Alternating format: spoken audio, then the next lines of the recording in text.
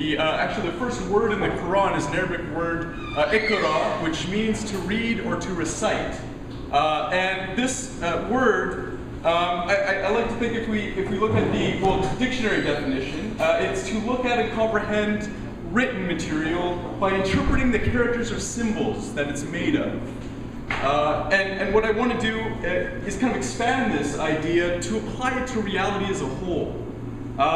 To think of reading reality, to define reading as looking at any aspect of reality and trying to read the symbols or characters that make it up, to interpret it. Now, the issue with this is we're looking at reality, or any aspect of reality, is we need literacy. We need to be able to interpret the symbols that make up this particular phenomenon. And I raise this because I want to talk a little bit about Islam today. And Islam is an issue where many of us lack basic literacy. We lack the tools to make sense of the images and the sights and sounds that we see around the world that relate to Islam. But even more dangerous, I would say, than simple ignorance is misreading.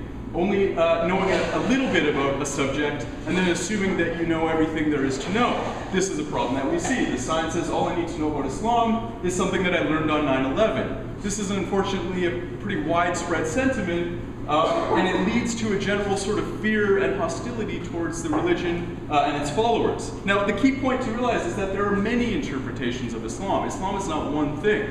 That's one of the big mistakes of this approach, is failing to appreciate the diversity of the tradition. And unfortunately, because the news media focuses on the violent and the sensational, we only tend to see the extreme interpretations. Those are the ones that come into our living rooms, that come into our minds, and color our whole perception of this religion.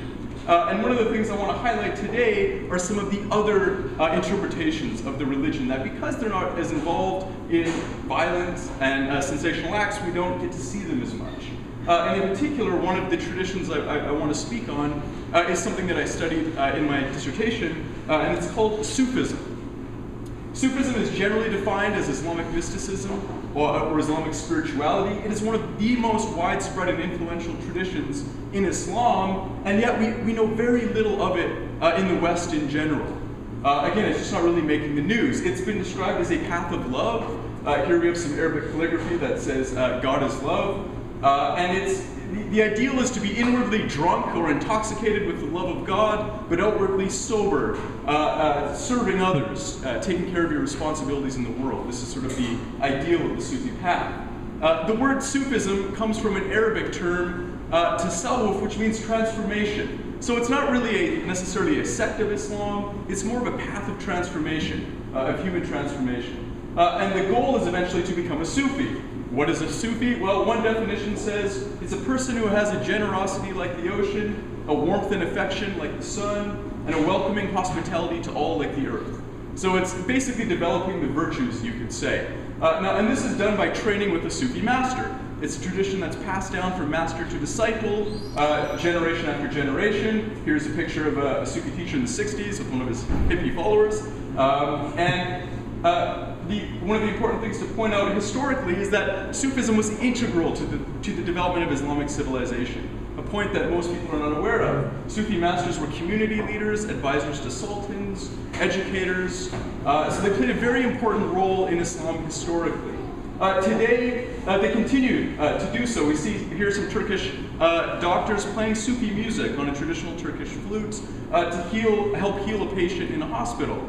Sufis were really cultural creatives who've developed some of the best musical and poetic traditions in Islam. Here's a great little excerpt from Rumi's poetry. You are not a drop in the ocean, you are the entire ocean in a drop. So this is part of the Sufi philosophy that the human self is infinite like the cosmos. Finally, Sufis are pluralistic. They believe that there is more than one truth out there. There's not simply one truth, that different religions are manifestations of one truth but expressed in different ways, and that God ultimately goes beyond any one truth. This is expressed very well by a Sufi poet who said, "My heart has become capable of every form." It's a Christian monastery, it's a temple for idols, it's Mecca for Muslims. Wherever love goes, that is my religion and that is my faith. So I just wanted to bring that tradition to your attention, and I hope you found it somewhat interesting. Thanks.